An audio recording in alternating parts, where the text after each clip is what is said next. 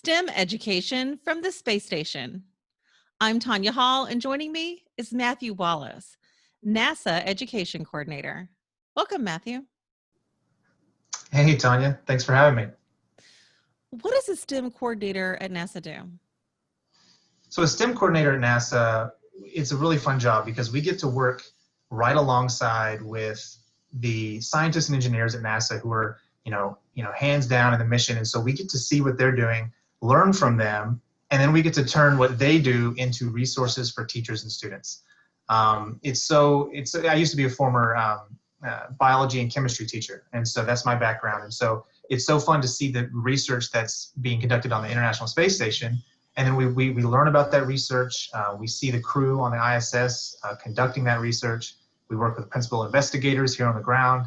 And then we get to say, how can we turn that into a really cool lesson activity for students? Or maybe astronauts tell us, this is a challenge that we face every day. How can we take that challenge and send it out to students to say, hey, help us tackle this challenge? And so really our job is all about working alongside with the scientists and engineers to create challenges and resources for students to tackle themselves.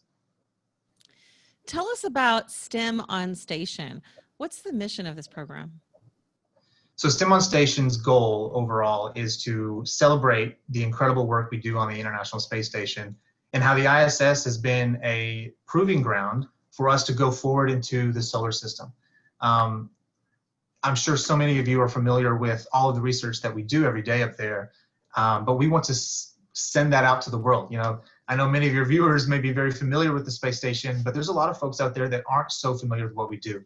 And so we want to make sure people are more aware of that through public engagement. But also, like I said, from the STEM perspective is we want students to be able to design and tackle challenges that the astronauts face on a daily basis.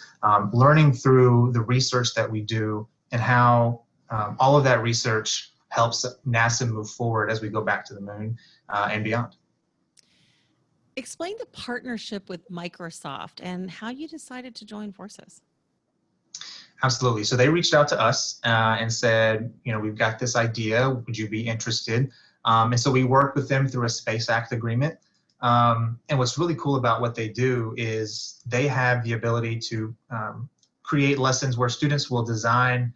They'll basically create an engineering build where there's sensors, and then the sensors collect data, and then they run it through Microsoft Excel, and then it creates this really beautiful visualization on the screen. And so for a young student who's trying to understand the engineering design process, specifically with this, whatever lesson that they're working on, they understand the concepts of what they're learning, they can create that. And so what they did is they reached out to us at NASA and said, what are some challenges that crew members face that you don't necessarily think about?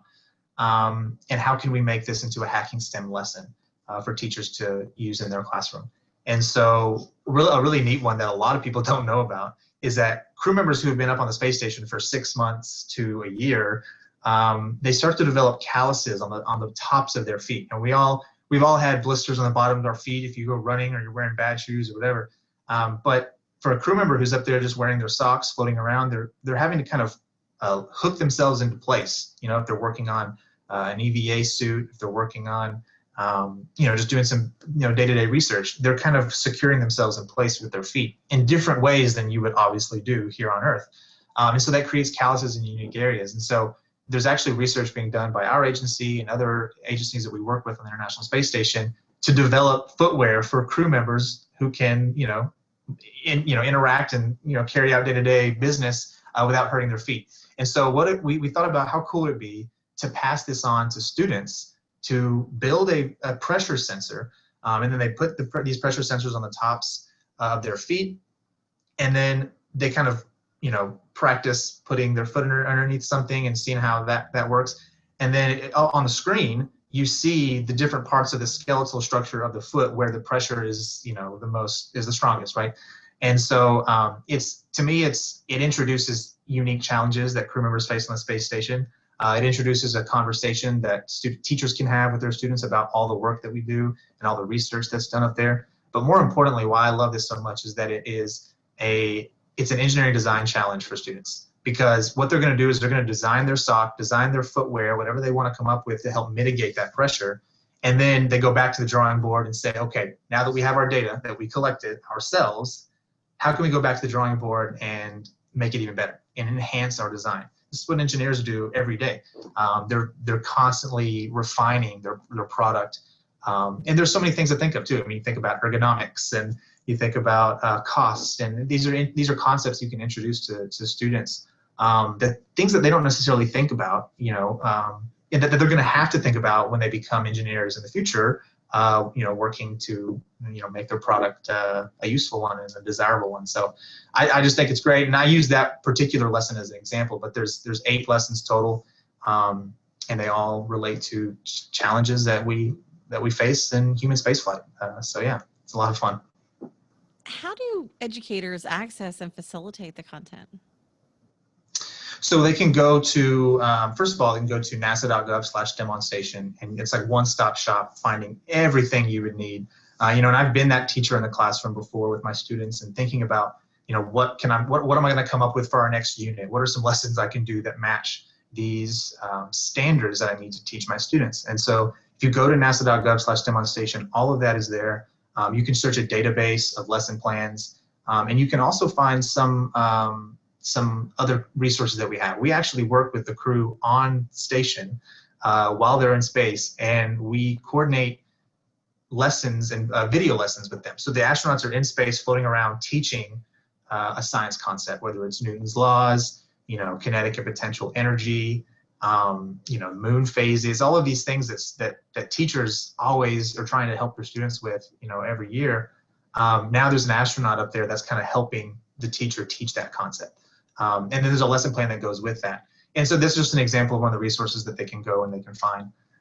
We call them STEMonstrations. It's like a demonstration, but STEMonstrations, clever, catchy name, but it's really, really cool. And we're constantly adding to that library of video lessons. And, it's the International Space Station is such a unique environment. It's the only environment in our world, or outside of our world, especially that has microgravity 24/7, right? And so to be able to use that for research, but also to use that for STEM engagement and to reach out to students and help them learn some of these concepts, I think it's really remarkable. So very fortunate that we have the opportunity to do that. And teachers, anybody, whoever may be watching today, if you know a teacher or if you work with students in any capacity, please definitely recommend this to them. Your website includes the slogan, inspire, engage, educate, and employ.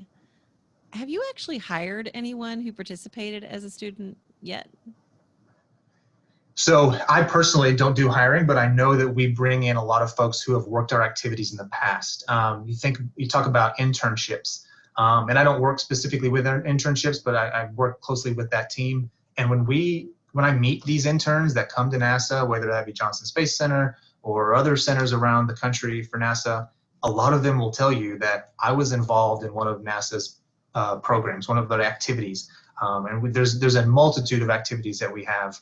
Aerospace scholars, whether that's at the high school level or the college level, MicroG Next, which is a program for undergraduate engineering students. They actually design an EVA tool, and then they test it out at the Neutral Buoyancy Lab. And so these are real engineering students who are testing out their design and getting astronauts to test it out as they practice their EVA, getting ready for their spacewalk. And so these are just examples of the activities that we have. And so when we meet these interns who come to us, which internships lead to full-time careers at NASA, a lot of them will tell you they were involved with these activities, these NASA STEM engagement activities, whether that be the ones I just mentioned, or maybe their teacher used these in the classroom and then started to learn more, and they got this information and they learned how they could pursue a career at NASA. So you definitely see it. You see how all of these education activities directly lead to people working in the space industry, whether that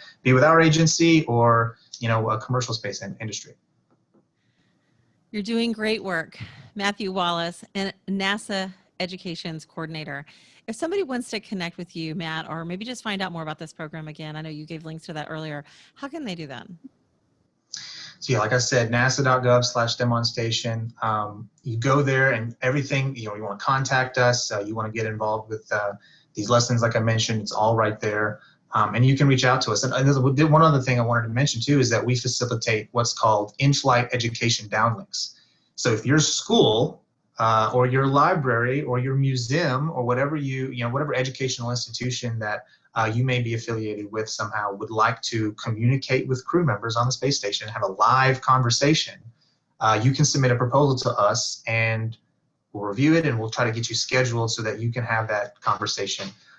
It can be competitive, but we're getting more and more of these slots available each year. And so we're trying to encourage schools and teachers everywhere to say, hey, if your students want to talk live to astronauts, we can provide you that opportunity, and here's how. And all that information there is on the website that I just shared. So yeah, downlinks are so cool. And sometimes, I've been able to be a part of them where I get to go out to the school and get them set up for that. And just to see the kids light up, they're getting ready to get their microphone and they see the astronauts floating around on the screen and talking to them in real time. It's a pretty neat experience. And it's one of the cool programs that we do for sure. Well, you're so glad that you're doing it. Thanks again for joining us. Absolutely. Thank you, Tonya. Thank you. And find more of my interviews right here on iTunes, Spotify, and YouTube, or at tonyahall.net. Thanks for watching.